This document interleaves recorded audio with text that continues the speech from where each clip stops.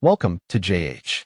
Today, we are going to resolve a frequent Facebook advertising error that claims your URL must be a valid one. This is a common hurdle for digital marketers, so fixing it quickly is vital for your campaign's success. Begin by opening your web browser and searching for Facebook Ads Manager using Google. This tool serves as the primary hub for your advertising tasks and is where we will fix the link issue. Select the appropriate link from the search results and then click on the Go to Ads Manager button. This takes you to the sign-in page where you must enter your email and password. Be sure to use the specific credentials linked to your advertising account. Once you have entered your details, hit Log In to access your campaign data. This step is essential as it provides the necessary permissions to manage your active ads.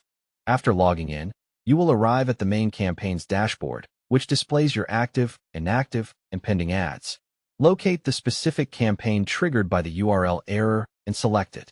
This allows you to navigate to the ad level where the problem usually resides. Click the Edit button on the flagged ad to begin the troubleshooting process.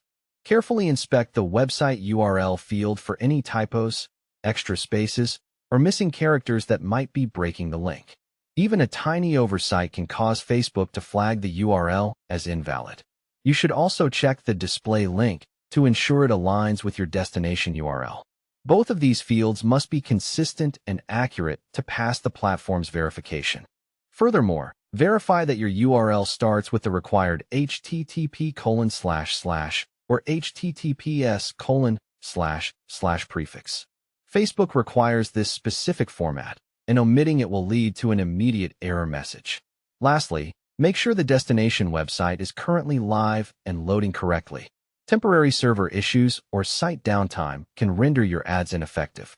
By checking for link accuracy, ensuring the correct prefix, and verifying site availability, you can save time and keep your ads running smoothly.